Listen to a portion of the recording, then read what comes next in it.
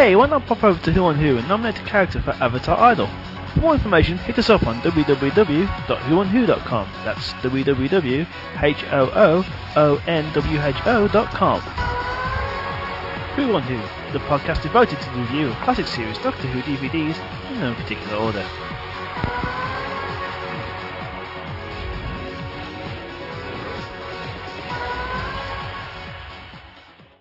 Hello, fellow Doctor Who fans, and welcome to a live from anywhere you can possibly imagine edition of Who on Who, the podcast devoted to the review of classic series Doctor Who DVDs in no particular order.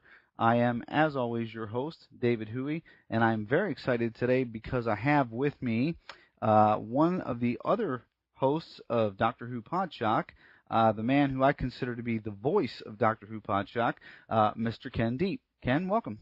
Hello, thank you. I'm very flattered and I'm turning red with all this wonderful praise. You have 2 out of the 3 action figures now. You just need your James action figure. Once Character Options gets that James action figure done, it's all mine. I promise. I'm even going to get the color one, not the black and white one. But yeah. I don't think he was around in the black and white era. You might have to stick with Lewis for that one. Yeah.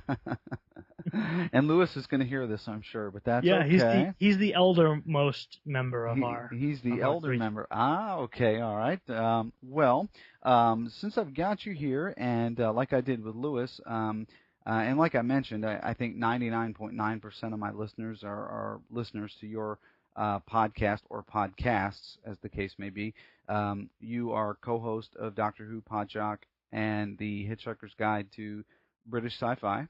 Yeah, one of these days I'm actually going to watch some other British sci-fi. Oh, come on now. I know from listening that you're a Blake Seven fan. I am, and Tripods. Yes, and Tripods. Old school, but I seem to be a little bit behind on new sci-fi. I'm Torchwood and now Primeval, and I really have to get it in gear with that. Yeah, and did I hear that they just brought back? What's the other British sci-fi show? The one Survivors, or Day of the Triffids. Day of the Triffids, yeah. Mm-hmm. I hear they just brought that back? Again, this will be the second go-around. Well, it must be good if they keep revisiting it. It is. It's a classic. Well, there you go. Anyway, while I've got you here, I'm going to talk to you a little bit. When Lewis and I were talking in my last episode a little bit about the history of the Gallifreyan Embassy, which he started back in the 80s, and met up with you rather, I guess, early on in the history of the Gallifreyan Embassy. Is that correct? Yeah, I was but a young lad with a bicycle and a dream. Now, he mentioned that you rode your bicycle to the first Gallifreyan Embassy meeting. Well, let's take a step back first. How did you find out about the Gallifreyan Embassy back in the days before the internet? In the days before the internet, your local sci-fi geek was also sort of a comic geek, and you would go to a comic store or someplace like that to do your shopping and to catch up with news and hope to meet like-minded people. And I went to a comic store that is now an aluminum siding place in Baldwin. Oh, that's and sad. It doesn't exist anymore. But there was a flyer hanging up, and I was into this weird, strange show on UHF because it was on public television, but not Channel 13 in New York, which is like the one that everyone actually gets a clear signal on. It was on Channel 21 and 50 at the time, and it was all UHF. And I thought it was a spy show. I thought of Dr. No. It was Doctor Who, and I remember very vividly the technical manual. Do you remember the Doctor Who technical manual? Light blue with the diamond logo in the center. And I would flick through this, and I saw John Pertwee in the Whomobile, the not your car, the white flying contraption from his last season. And I thought, oh, this guy's great. He's a spy with a flying car. This is going to be awesome. Of course, I learned later on it was science fiction. So I would go to this comic store, and I would find these Doctor Who things and sort of piece together what this whole show was about. And the thing that really sewed it all together was the Radio Times did a special 20th anniversary magazine, which Starlog Publishing in the United States reprinted. Mm-hmm. And it was just this magazine. It must have run me about $5 or $6 back in 1983 or 84. Had an episode guide and interviews and pictures and all kinds of stuff. And it put me in the picture as to what this whole show was about. had a little brief history of the show, and explained that why there were multiple doctors and all these things about how episodes were missing and all that. I'm like, this is great. And it totally got me hooked on Doctor Who. And going to that store one day, I walk in and there's a flyer hanging on their bulletin board, "Attention Doctor Who fans, Long Island Doctor Who fan club." And I got out a pen and paper and I jotted down the name and address, and I was all ready to submit my $6 for my yearly subscription. I realized the address was in my hometown of Oceanside, and it was a street address. I'm like, this is not a post office box. It's not, anything that normally deters people in the 20th century from going and finding things like this. I said, I'll look it up. I got out a Hagstrom map in the public library. I looked up the cross section. I found the street. I'm like, I could ride my bike there. I got on my bike. I drove all the way over to Lewis's house. I drove all the way over to the headquarters of the Gallifreyan Embassy, and it was Lewis's house. And my bubble at 15 was completely burnt. I was waiting for the tower in Canary Wharf, that whole Torchwood thing. Like, wow, this is gonna be great. There must be like a 70-story building dedicated to Doctor Who. No, it was a ranch house with a 2-car garage. Wow. And, but was there an underground cavern or anything like that? And there was nobody home because it was the middle of the afternoon. And I think it was just too chicken to ring the doorbell. So I scurried home, and I was prepared to send my $6 in. But that weekend, or sometime around then, was a Doctor Who convention in Manhattan with Matthew Waterhouse. And I went into the convention. It was Matthew Waterhouse, a few other guests, a Star Trek guest, or something like that. Creation used to do these multi-sci-fi things. And I walked in to the lobby, and there was Lewis and the banner and the whole bit. And I'm like, oh, I went to your house or whatever.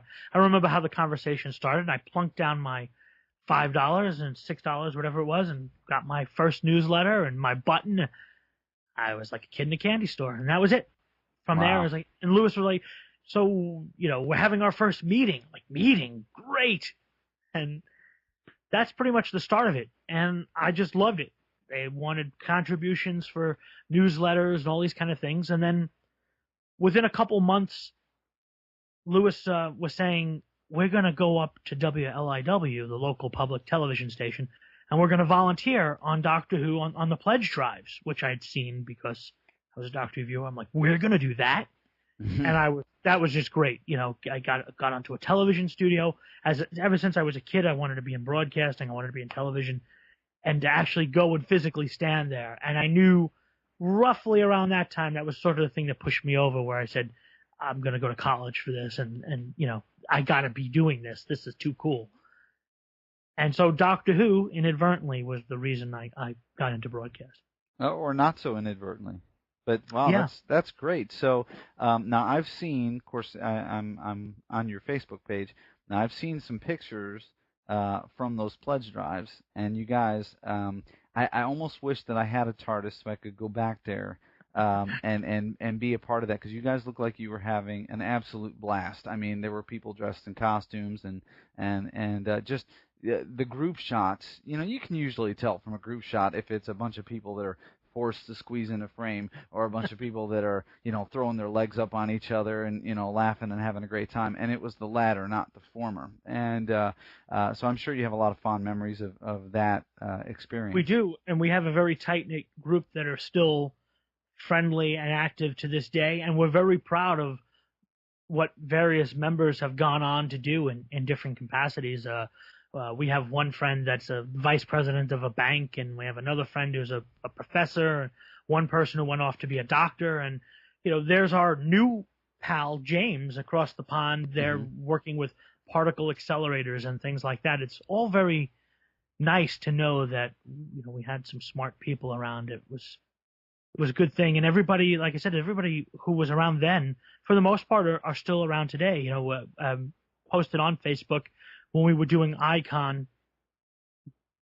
beginning of April, I got to see two fellow old-time Gallifreyan Embassy people that I only see once a year. And to coin a phrase from Joshua Liu, who's our friend out in L.A., he describes Gallifrey as his same time every year group of friends. And that's kind of what we have with Icon. We have a group of same time every year friends. And that's our excuse to get together, and it's our excuse to have people that we haven't seen in a long time be in the same place at the same time. That's really nice. And that you've kept those bonds going. I mean, obviously, you and Lewis have remained very close throughout all this time. And how difficult was that during, say, I guess we'll refer to it affectionately as the dry Doctor Who years after it was taken off the air on, quote, hiatus until 2005? There wasn't a whole lot going on. So the wilderness years were brutal, especially for us. Lewis and I were, going to college and trying to get careers off the ground and just doing other things. And the club went into very capable hands. A woman named Beth Treckman, who is the president, and I believe this year she's vice president. They rotate positions. She's the vice president of Icon out in here on Long Island, our major convention on Long Island every spring. And she took the reins after Lewis stepped down and ran the club through the wilderness years, and they spread out into what many Doctor Who clubs did, into a general science fiction thing, so they could cover Star Trek and Stargate and just have something to put out a newsletter about or get together and have meetings and keep that going. And she did a great job. And when the time came to bring the club into the 21st century, there are a lot of people who would be very possessive and say, no, I earned this, I put my time in it, and that's not she did the exact opposite. She said, oh, great, there's someone who can really come up with a website, and you're going to do a thing called a podcast. And she was totally hip to what we were doing, and that we were going to bring fresh blood, even though it was technically old blood, back in and take it to the next level. And she's totally behind it. And she said it's time for Lewis to do his thing again, and was very supportive of it, and still is to this day, and that's great. Sounds like sounds like a very generous individual, and that's a wonderful thing. But also to point out, the wilderness years were brutal, not just on us, but on clubs everywhere. And just so I'm clear, my story about this isn't unique. These kinds of stories happened in fan clubs all over the country, be it close-knit relationships, lifelong friendships, or the things that we went through, like I said, in the wilderness years, in those brutal years when there was no Doctor Who. Right. And I have to give thumbs up to people like Sean and the crew out on the West Coast doing Gallifrey. They started Gallifrey, the convention, in 1989. Wow. Not exactly the best time to start. The show was going off the air, and they managed to keep an annual convention going for 20 years. You look at the people in Boston, the crew that puts together the United Fan Con, now the New England Fan Experience, Paul and his wife, they've had a Doctor Who guest at their convention almost every year for almost 20 years. They said, the hell with it. We're Doctor Who fans. We're into it. We're bringing them here. We're going to keep the flame alive. And to all those people, those are the people that really deserve a lot of credit, because they said, I don't care. We're having Doctor Who guests. Oh, absolutely. And don't you think that in some part, even a small part, keeping that flame alive, I would assume helped when Russell T Davies went back to the BBC and said, look, I want to revamp this show. There's still passion for it out there. Absolutely. And I have to, as a Russell supporter and now a Stephen Moffat supporter, you look at some of the people behind the scenes. I was browsing through some Doctor Who magazines recently, some back issues from 2001, 2002, somewhere around there, prior to the launch of the new show. And I'm looking at some of the contributing writers to some of these things, and you'll have Russell T Davies, and you had Stephen Moffat, and you had Gareth Roberts, and just people, all writers who are now involved either in Big Finish or the current show or both. Mm-hmm. So there was a level of quality going on behind the scenes in those wilderness years. The series of books that were coming out, the writing going on in the magazine, and to all their credit, these were all people that said, in these lean years, they were people who grew up with the show and said, I'm influenced to go get a job in television. That whether it be a writer or a producer or director or whatever talents they brought. David Tennant as an actor, as an example. They went in and became secretly got into television and learned everything they could. They became the best writer or the best actor or the best director or producer they could possibly be, and waited for the time to be right, and then they sprung their trap, and they got talented and successful people to step up to the plate. All people who had waited their entire careers for this moment to happen. It was brilliant, it was genius, and it can't be underestimated. Yes, they did. And I think this is a great opportunity to point out, listening to Podshock, and I don't remember, forgive me, it was a couple episodes ago, and you brought up that there's a lot of negativity online right now. There isn't a lot. There's enough people to just be able to get some attention. Right. I think if we actually put it to a vote worldwide, I think you'd find like 96% of the people are in support of Russell and the new show. I think there's a few people out there that are just not going to be satisfied, or just can't wait to knock it. And Paul Cornell mentioned today on his Twitter page that he wanted to get in Moffat We Trust T-shirt that we have on the Podshock store, made famous by me saying "In Moffat We Trust" and "In Russell We Trust." He said, "I'm going to get an "In Moffat We Trust" shirt because in 3 years it's going to be a novelty item because everybody's going to hate Steven." and that got me thinking that there's somewhere, if there would have been an internet in 1964, there would have been a Verity Must Go campaign going on. Oh, sure. Oh my God, she let Susan go. She replaced her with Vicky. Oh my God, how can they let the doctor's granddaughter go? This is ridiculous. Her time as producer is done. There's always somebody who's just not, who's just going to be out there and is going to just vocalize their opinion. And it's great to have an opinion. That science fiction fans are famous for their opinions. Mm-hmm. But there's the difference between constructive criticism and the kind of stuff that helped bring the show down in 1988, 1989. People who were opponents of the show could point to that criticism and say, see, even the people who are fans of the show hate the show. Mm-hmm. And it Right. just helped bring it down. And we can't have that. It's okay to say, I didn't like tonight's episode, or I thought tonight's episode was rubbish, or whatever. But just blatant negativity, I'm not for that. I don't think that helps our cause. No. And maybe it's because I'm very defensive about the show. Like, I don't want to see this happen twice. No, I don't think anybody does. I don't think anybody that's a fan of the show, wants to see history repeat itself. And unfortunately, I think one of the biggest negatives about the internet is the anonymity that a lot of people can hide behind a screen name or an avatar, and basically just go out there and stir the pot, if they will. And I made a very conscious effort when I started my show.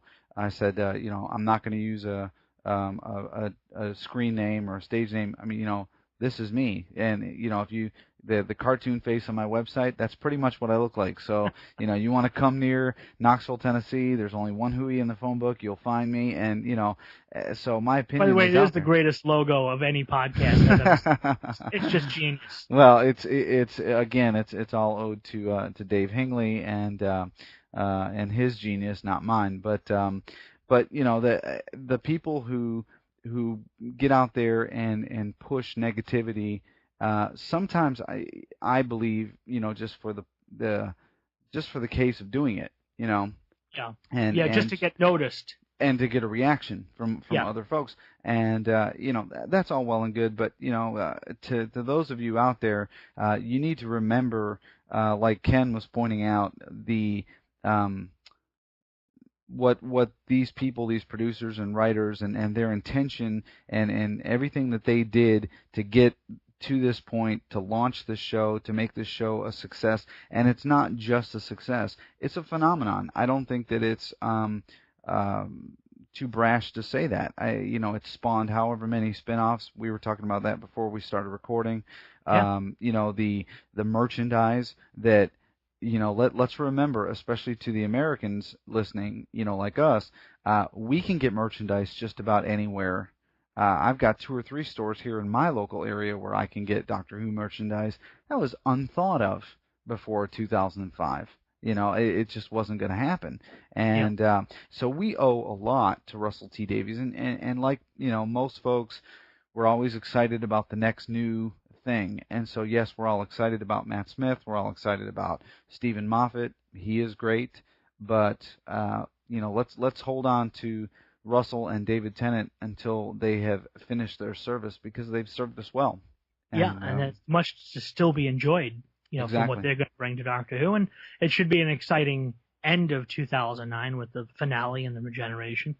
But I think, going on this to credit some of the people behind the scenes, and I've said this on Podshock, if you think it's so easy, go get a job in television, go be successful in it, and then go try to be the producer of Doctor Who. Until you've done that, you have to realize that these are people who have paid their dues and worked their rear ends off to get into a position to go and work there. First off, it'll never happen to me.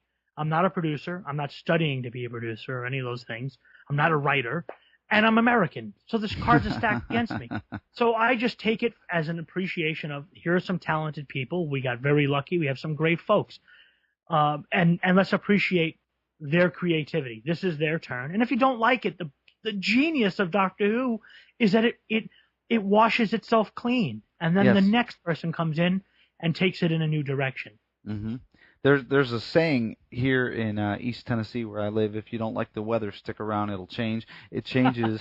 It changes almost on a daily basis. I mean, in certain times of the year, we could have sun one day, snow the next day. It's very crazy unless you live here and you witness it personally. And Doctor Who's like that. If you don't like it, stick around, because it's going to change. Maybe not for the better for you. Maybe it will be, but it'll be different. That's about all you can guarantee. So I also find that the people who are hiding on the internet with the whole, like you said, the avatars and the names and all that kind of stuff, and who are just randomly bashing, are never the people that would come up to me at a convention and say, you know what, I got to tell you something. I really hate Russell T Davies, because then I would turn around and say, well, why? And we would sit and actually have an intelligent conversation, or try to anyway.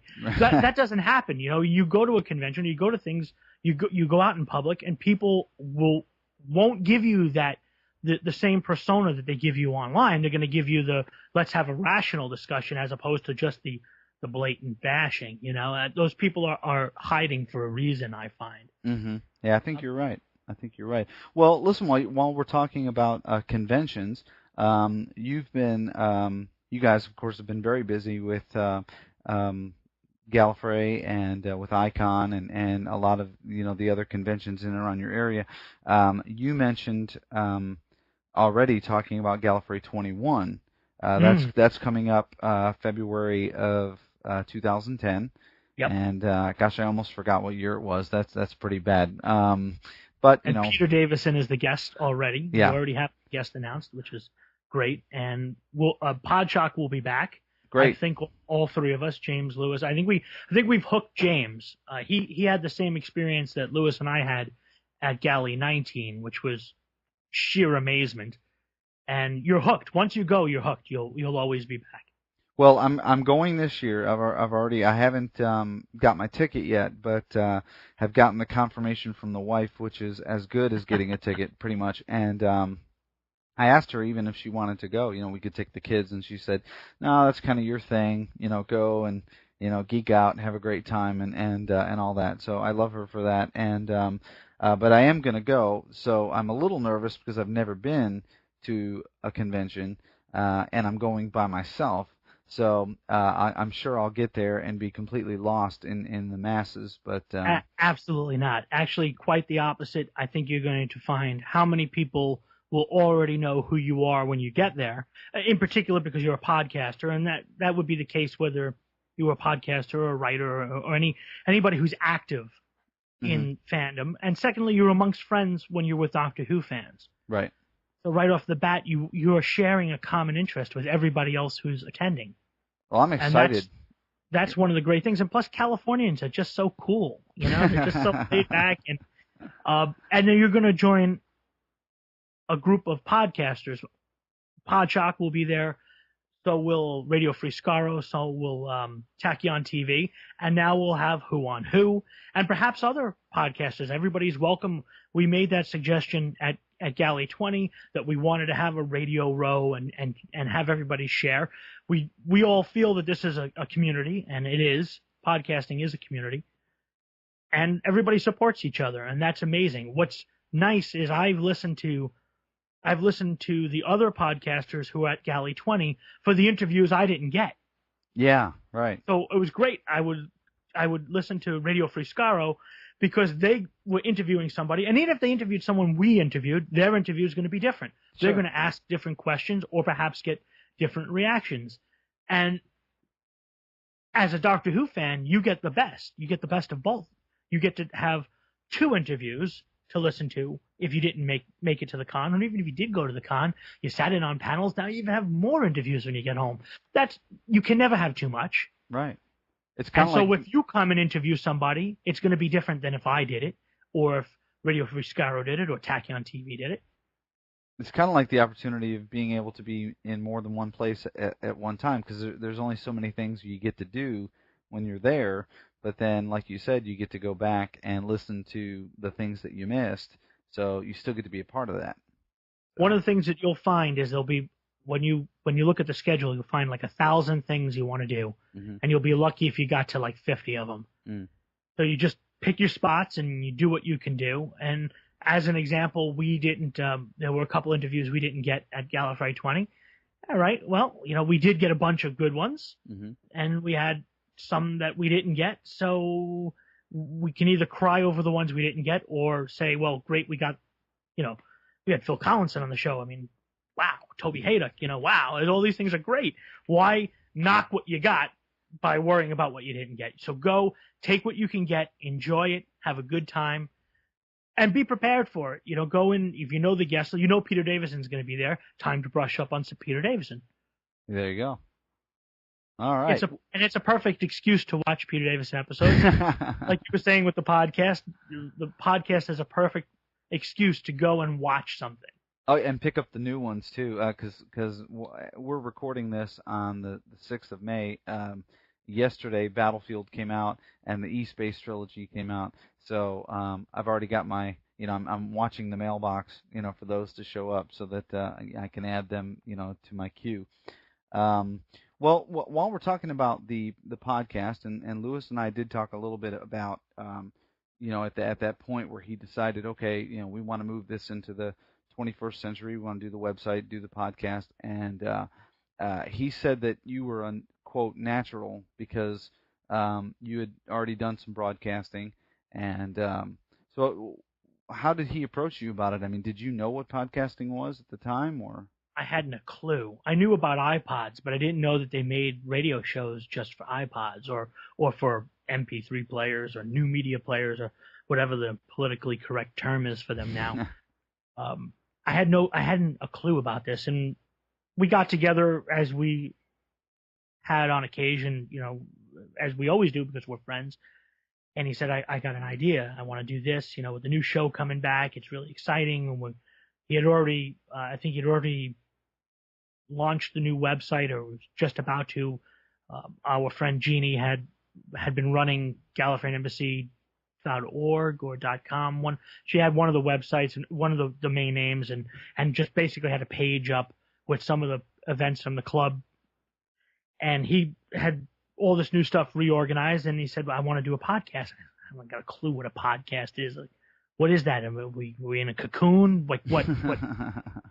I'm picturing the pods and the invasion of the body snatchers. There you go. No, it's a radio show, and people download it every day, and it's going to be huge. And I said, okay, if you say so. I said, what do you have in mind? Said, we're going to have a talk show about Doctor Who. Okay, but, how are we going to do a talk show about Doctor Who? He said, well, I'm going to get a guy from Britain. There's this guy that I know of. He listened to James. James had his own podcast and still does. I think it's a bit inactive because of his hectic work schedule, but he had his own podcast, and occasionally he would talk about Doctor Who, and Lewis was a subscriber and a regular listener. And he said, this guy's perfect. He's young, and he's into Doctor Who, and and he's tech savvy, like, you know, he has Skype and all these things that we would need to do. Skype, what the hell is Skype? It's a thing where you talk over the internet. And I'm like, nah, get out of town. And I was just lucky I had a microphone and DSL at the time. Otherwise, you know, I would have been on dial-up or something. And I said, what's this show about? We're going to talk about Doctor Who for half an hour. I'm like, how the hell are we going to fill half an hour talking about Doctor Who? And after the first one, it almost became comical. Like, how long was that? Oh, that was like 2 hours. Hours. Yeah. I think my first podcast, I went back and listened to it, and it's like 10 or 15 minutes long. I mean, that's it. And then, but after a while, once you start getting into it, and you develop sort of a routine and all that, you fill up the time, you know, rather quickly. But I found out about podcasts. I had an iPod, and at the time, this was right after I'd seen Rose, I think, and Mrs. Huey made me join a gym with her, and so we went, and I had to have something to do on a treadmill because I'm sorry, that's the most boring thing in the world to me is to just walk in place. You're not going anywhere, and what they had on the TV was not remotely interesting to me at all. So I said, well, I'm going to try these things called, you know, podcasts, and started punching in search terms, things I was interested in, and on a whim punched in Doctor Who, and there were just a couple, I think, that came up, and yours caught my attention because it was two guys from America and a guy from the UK, and I thought, okay, so you get, you know, the different slant. So the very first podcast I ever downloaded was Doctor Who Podshock, and of course, like I said, the first voice I heard was yours. So, I mean, I was hooked right away because there's these three different, very distinct voices talking about a show that I loved very much, and there was a synergy in that podcast that you still have, and you can't really create that. That just kind of happens, and so I thought, wow, you know, this is a great show, and I, you know, over time hearing other callers call in and that sort of thing, started to realize how big it was. Getting on the forum over there at podshock.net and interacting with a lot of the other people, and Lewis was right. I mean, he had a lot of foresight there, but it has become huge. So I guess this leads me to my next question is, are you still shocked at this point about how many listeners you have? 100%. I'm shocked every day, and Okay. and to use a phrase that my wife uses all the time on me, I'm waiting for the shoe to drop. I mean, when at some point someone's going to realize that we're just three average blokes, and they're going to figure out that, you know, geez, these guys are just out there winging it. And it's amazing, and I'm always grateful, and I'm always humbled by it.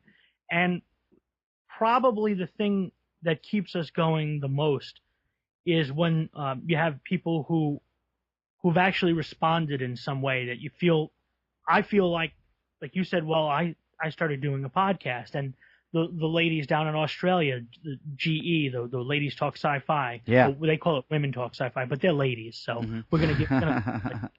The time ladies, aren't they?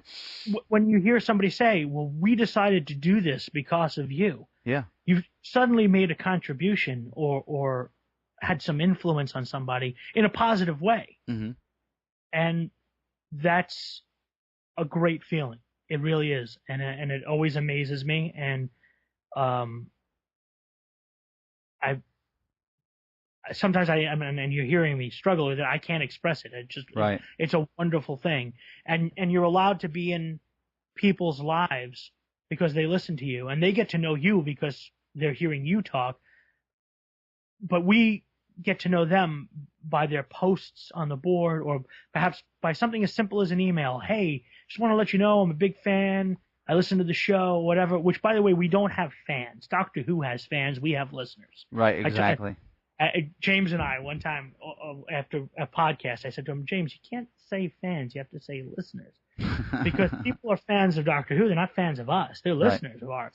And when we meet them, we're all friends. I mean, you come out to Gallifrey, and everyone's hanging out at the bar and having a good time, and everybody's just there because we all share the same passion. Mm-hmm. The only difference is we have a microphone. That's Yeah. the only difference between everybody else and us. Hmm. And some people let their fandom manifest itself in writings, and for years you'd have fanzines and fan fiction and things like that. And some people use it now in a 21st century medium of podcasting or things like that, or running a website or blogging. So we all find a way to take our fandom, for those who desire to take it to the next level, find a way of expressing themselves. And it's a great community. It's a wonderful community. And we draw strength from each other.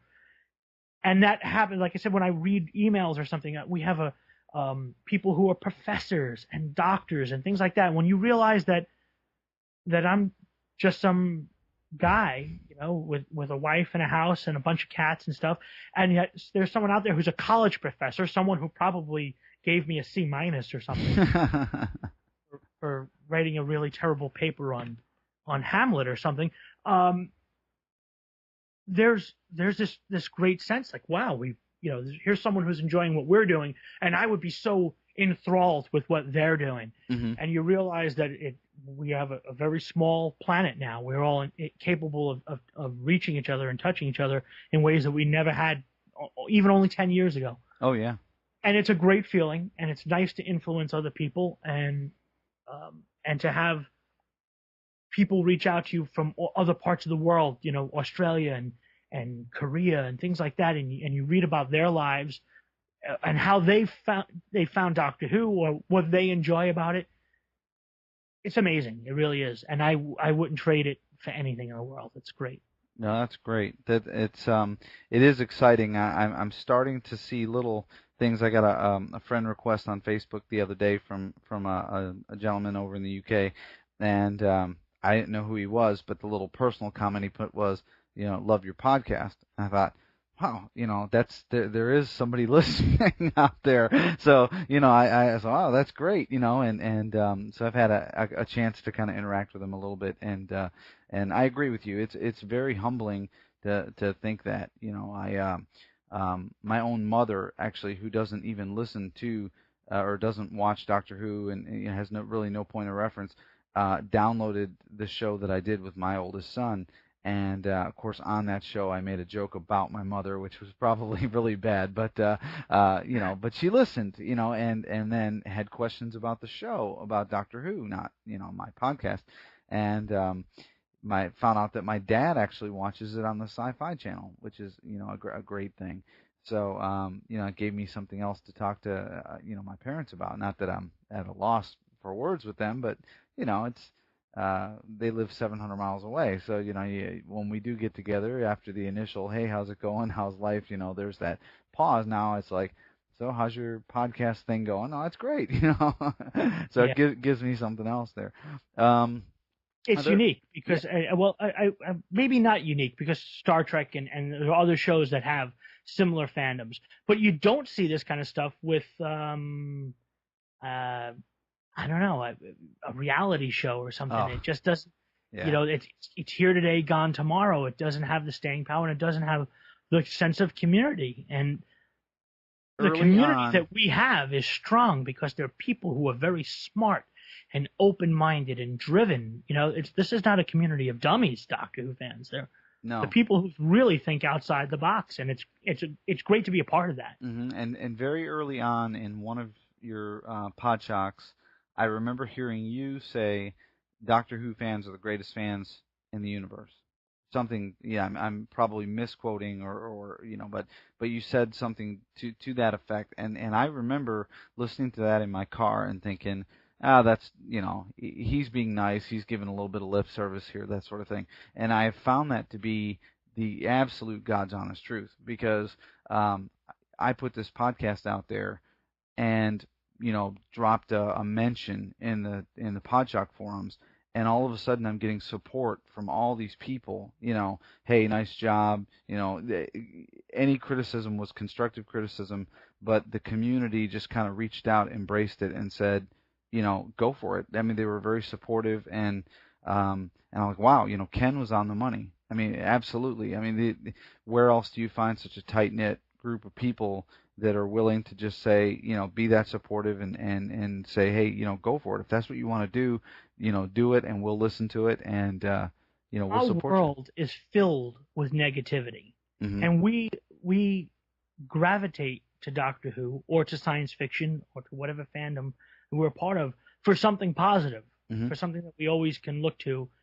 The Doctor is our hero because he is that symbol of right and always able to win and these kind of things, and we can always bank on that when we watch the show. It's our way of, that's our positive outlet. And some people bowl, and some people are in a tennis league or play fantasy sports or something like that, and we are into Doctor Who. Hmm. That's all. It's no different than anything else. It's where we have a positive outlet, and I can't think of something better. I gush about it because I really sincerely believe we have a great community and we have a great fandom, and that's why I kind of get so bummed out when I hear people be negative, and I think we discussed it a little earlier that Hmm. you can't yet. I don't know. To me, that's not positive. Right. You can be critical and always be positive, and we're positive. This whole thing, Doctor Who, is about positive. If you Hmm. want negative, there's plenty of other stuff that's negative out in this world. Oh yeah, take your pick. Yeah, it's filled with it. This is a positive thing. Hmm. All right. Well, listen, I think It's like my motivational speech. I feel like I'm going to be, we need to Tony get you Robbins. we need to get you a book deal. That's what we need to do. Well, before we go into the DVD review, I just want to remind my listeners that we're still doing Avatar Idol. You heard the little plug here at the start of the show. The website is constantly being updated. The genius of Dave Hingley and Brother Mike, who I now have locked in a titanium bunker underground, they have their beakers and test tubes and computers and art, all that stuff that they do, and they're just geniuses, and they're constantly updating the website. So if you haven't been out there, go to it. It's whoonwho.com. It's pretty easy. It's the title of the show. So run out there. Also, you can drop me a line at david@whoonwho.com. And I also want to give a shout out to one of the Podshock forum members has joined the forums over at Who on Who, and that's TARDIS Knight, and I appreciate that. Glad to have you on board. So, Ken, if we don't have anything else, I'm going to go ahead and set the TARDIS controls here to May 9th, 1970. Gosh, that was a long time ago. I was only 4 years old. And when you said that, my screensaver came up to a photo of John Pertwee. Oh, perfect! Isn't How that cool perfect? Is that? All right, well, hang on. Here we go. We're gonna review Inferno.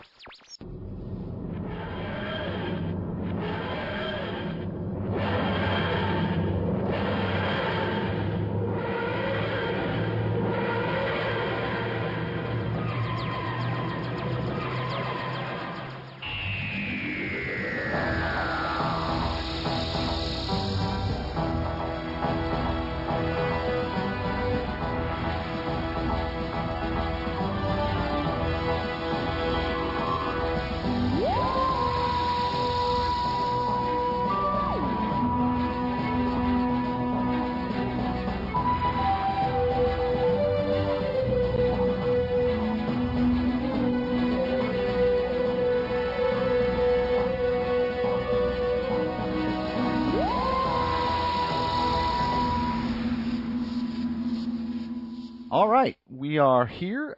This is the Doctor's 54th adventure with John Pertwee, the Third Doctor, and Caroline John as Liz Shaw. This particular DVD, if you don't have it, is a 2-disc set. It's also a 7-part story. My listeners know that I'm not fond on anything over 4 parts, but I went into this. I had already watched it actually before we decided to do this show, reviewing it. But so I kind of went back in begrudgingly because I had already seen it, and I was like, it's a 7-parter. And I got to be honest, I have yet to review a Pertwee episode because I had just come off watching the Silurians and there was another one that I watched, and his are very hit and miss for me, kind of very much like Tom Baker, and so I didn't have a real clear memory on this particular episode. I knew that I liked it more, say, than the Silurians, but I wasn't sure going into it. So anyway, let's set the story up and try to be as spoiler free as possible. The unit is called in to oversee security during a scientific experiment where a Professor Stallman is attempting to drill through the Earth's crust, and the Doctor is there also with his own little agenda where he's trying to use the power of their nuclear reactor to run some tests on the TARDIS console. And some excitement ensues there over the 7-part episode. So anyway, let's start out with, was there anything in particular about the episode, without, again, going into too many spoilers, that what stood out for you as things that you liked about it? Well, the story is brilliant. It's probably one of Pertwee's best. It is long. It's a 7-part story. But it moves at a decent pace because of one of the twists in the story where they send the Doctor for a few episodes, and so there's this parallel story going on. It's one of the Pertwee episodes that we have complete in color, which we have several of them, but this was in his first season. We had lost a few, and Ambassadors and I think Silurians is only in black and white, or they have some clips. So this was nice that we had a full 7-parter in color. And the characters, I loved the Brigadier in the story. Oh, yeah. He's not a boob. He's authoritative. He's strong. He's in command at all times. And I like that when the Brigadier can be played a bit for a laugh. You can have you can have a good time with him, but I think he always has to be the commander of soldiers. Right. And that's very important. And occasionally in a Pertwee story, he's played for the fool, and I don't like that on the off chance that happens. This is a story where he's always in charge, and I like that's right there. You add credibility not only to the character but to the story, because you wouldn't have a Brigadier, a leader of men, being played for a fool. Right. And he wouldn't be a leader of men for very long. Exactly. Yeah. I mean, and mustache aside, he's, I guess young to be a brigadier. It wouldn't have rose to that rank being a fool. I mean, that's just pretty much a given. And watching this and watching the men from Unit and the brigadier really made me go back and look again at the recent airing of Planet of the Dead, the 10th Doctor story, where we got the C Unit, and do a little bit of comparison there, and really made me long for Lethbridge Stewart again. That somebody more in that mold would be representing Unit in the current series, because you're right. I mean, he is a strong leader. We do have an opportunity to see actually 2 versions of the Brigadier in this story. We see the Brigadier, and then we see the brigade leader when the Doctor goes to the other dimension. And I thought Nicholas Courtney really knocked it out of the park. I mean, he did a very, very subtle character difference in certain areas, and then not so subtle in others.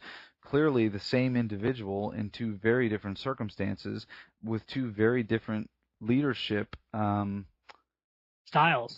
Thank you. Yeah. I mean, one was pretty much the bully, and our brigadier is much more subtle in his leadership, but he is still as effective, or actually even more effective, I think. And that was brought out very, very well.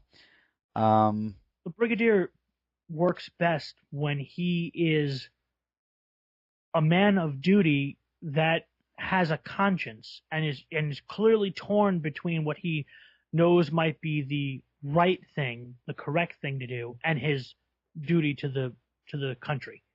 So, as an example, like with the Silurians, he's called upon do something that he knows is going to really make the Doctor mad. Right. He has to go and do it. And the same thing in this story. You have sides of him that are following orders. He knows there's a problem. He's going to solve a problem. He's trying to give people the leeway without using too much muscle. He's trying to get them to decide on their own. It's a very fine line he walks, and it's a brilliant job. Yeah, it really is, and it shows a lot of facets to the character. I mean, because it would have been very easy for him to be portrayed as very two-dimensional, and he doesn't come off that way at all. So yeah, I agree, and that was one of the high points for this for me was that, and also I really enjoyed Pertwee's Doctor in this story because it's very clear early on that the Doctor has his own agenda for why he's there, and he's almost not even really paying attention to the main story at first.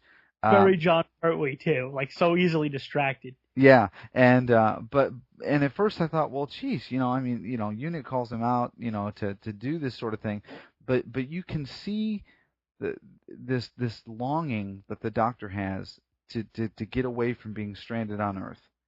Yeah, I really got that. I mean, I was watching this and going, this is driving him. He has this desire to go back to the life that he had before, and that was very much very evident, but not. I mean, he didn't have to come out and say it.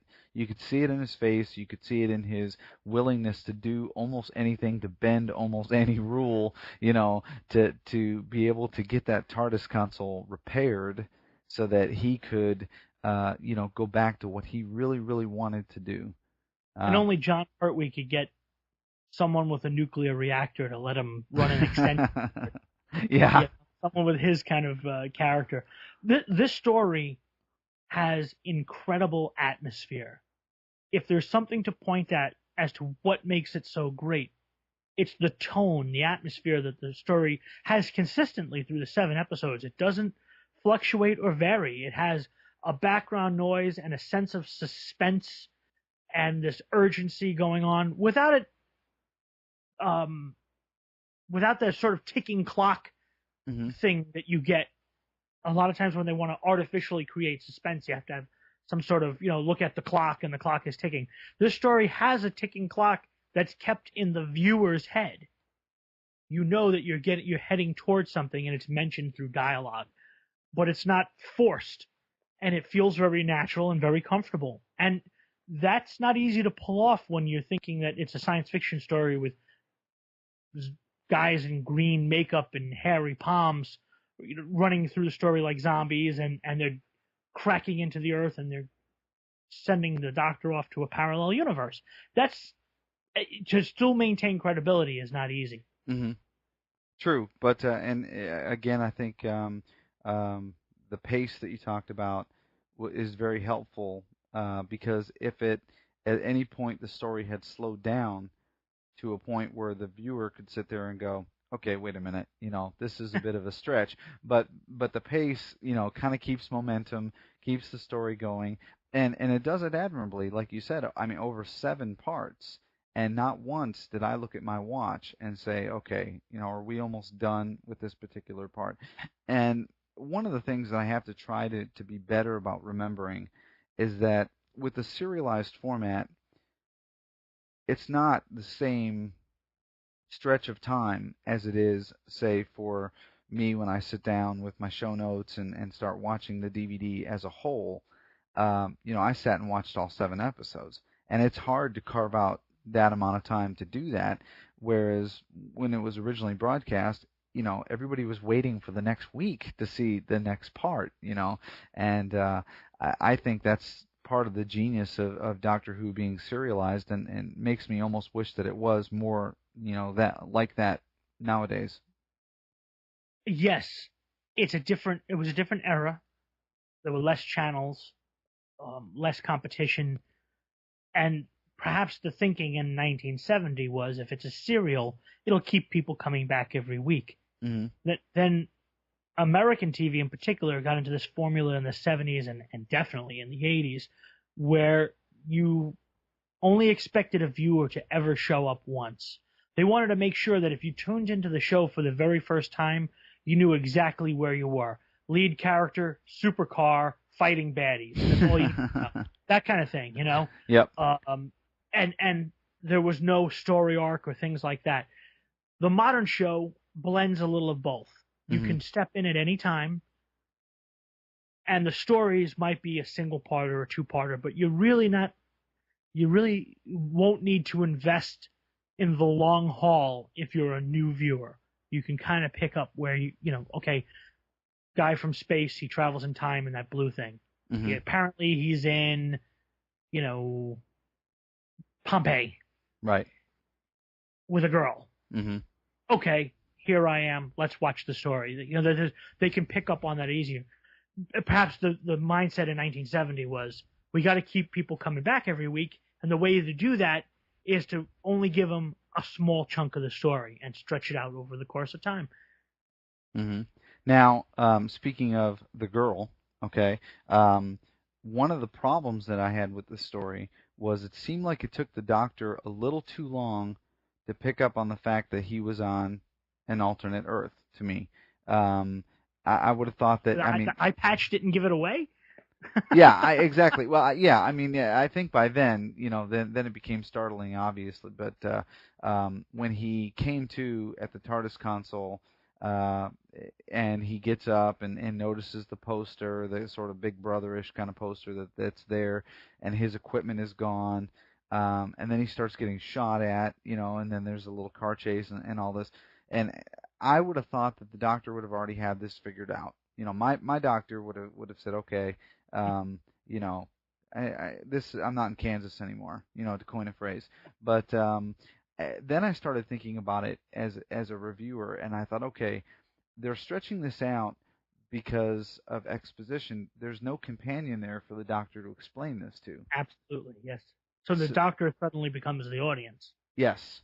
So the Doctor has to kind of reveal it much slower, and I don't know that worked as much. I almost wish that the Doctor would have taken a companion with him. Hmm. But I think that would have presented a problem because we did get to see the startling difference between the Liz Shaw of our world and the Liz Shaw and the Sergeant Benton and all that. Of course, he wasn't Sergeant Benton; he was Brigade Underleader Benton, and all that. We got to see the startling contrast between those people that we know and love in this alternate world. Yet there was no alternate Doctor. Yeah. What was that all about? I guess that was a conscious choice by the producers to. I think that would have been a bit too confusing anyway. But And in the genius of a 7-part story, and in particular this one, because you have so much time, you can spend a little longer on that development. Everything has time to play itself out, and it's the one thing that, in comparison from classic series to new series, is that you don't have that little bit of breathing room. They try to stick it in where they can. Occasionally you have those few down moments. And one of the things that seems to be the hallmark of a Russell T Davies era story is you have the downtime, which is suddenly slammed into by the next thing. In the old days, you would just have the downtime. I mean, right. but it was a different era when you could stick two characters in a jail cell for 25 minutes and they just talked about everything that was going on. You can't do that in modern television anymore. Yeah, you don't have that luxury anymore, which is too bad. But I also have to say, as a DVD goes, this is worth every penny. It's packed to the gills with stuff. oh yeah. I It's a mean, step-parter, but the extras are great. yeah, we're gonna cover extras here in just a minute, but yeah, you're right, and I think that they did a great job not only with that, but with the restoration, and yeah, all the extras are really something to see. All in all, let's go right to the review. Here on my show, we use Cloister Bells as an homage to your show. We don't do the TARDIS groans. Okay? So how many Cloister Bells out of 5 would you give Inferno? I give it 5.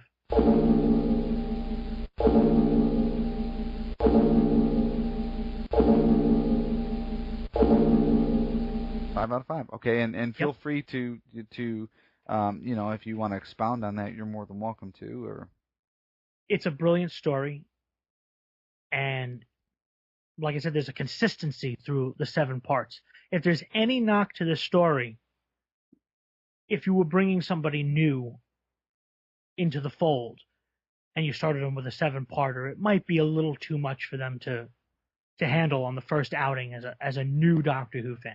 Mm-hmm. Once you're a Doctor Who fan, and once in particular you might, because I know some people it takes a little time to warm up to Jon Pertwee. Mm-hmm. Once you're a Pertwee fan, once you're a Doctor Who fan, this is great Doctor Who. Mm-hmm. It's everything you could ask for. I'm a Douglas Camfield fan. I know he fell ill during the story, and Barry Letts took his place. It has all his trademarks. Like I said, the strong military characters that aren't played for fools. All the characterizations are spot on. They don't vary through seven episodes. There's a tone and a vibe to the story that's consistent throughout. And for me, it's a 5 out of 5. And the thing that locks it in at a 5 is rewatch value. Mm-hmm. And you can put this on any time and pick up right into the story and get where you are in the story. Because I've watched this dozens, if not hundreds of times over the course of my life, I can pick up on it anywhere. Even if I said, oh, geez, I'm reviewing a DVD, I can only watch parts 4 through 7 tonight. I could still pick up and know exactly where I was in the story. And it's just fun to watch. It's a great episode. Well, there you go. 5 out of 5. I'm going to, I was also, love this one. I like I said, I went in with a little bit of hesitation because it's a 7-parter and because it's a Jon Pertwee story. I sometimes feel like people who had the opportunity, like I know you have, to meet Jon Pertwee the person, have an affection for him that I think carries over to the Doctor, to his Doctor.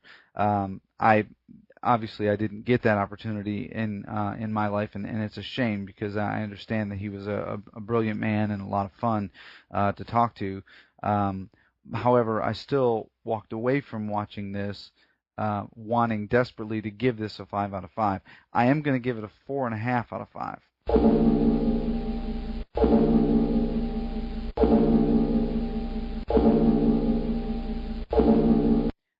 The only reason I'm not giving it a 5 is going back to the length, to the 7 parts. Now, they did go into some detail in the commentary explaining that that was kind of hoisted on them by the previous production team.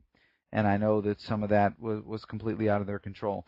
The genius of the alternate universe was actually, I believe, was time. Yeah, it was Terrence Dick's idea, I think, and it was to basically, to eat up. What are we going to do with 4 extra parts here or whatever, to encompass this story?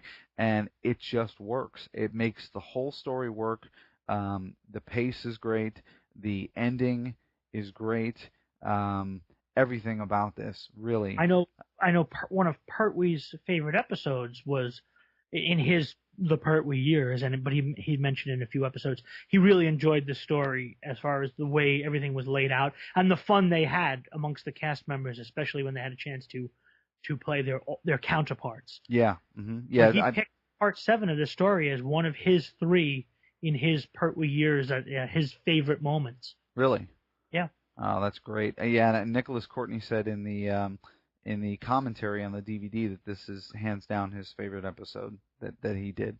So that says a lot too. And I think that for those of you out there that have it, I know somebody wrote me recently and said they had the episode and haven't taken the cellophane off. Take it off. Watch this. I mean, it's even if you've seen it and you know it forwards and backwards, watch it for the DVD extras alone, which we will get into. Well, let's get into the extras now. Extra, extra, read all about it. Extra, extra, read all about it. Well, I'll have you know that your podcast, Who on Who, is now going to be the influence for Podshock. In the upcoming episode that we're recording next week, we're doing a segment on Easter eggs. And that came from your discussion last week with Lewis about Vengeance on Varos, and I said, "Oh, are they going to mention Easter eggs? They're going to mention Easter eggs." And Lewis said, "Oh, there aren't any Easter eggs on here." So Yeah. I went and we're going to do a whole segment on that. I said, "Well, why do we not just get a chance to cover that in a future show?" And right off the bat, I'm going to say Inferno's got 2 of them. So Well, I got 2 and Lewis got 0. Right off the bat, this is great stuff. Well, I'm glad that you found 2 of them. I knew that there were 2 on there, but I couldn't find them, and I'm really off my game. I went everywhere and I couldn't find them. I don't typically say where they are for the listeners, but I do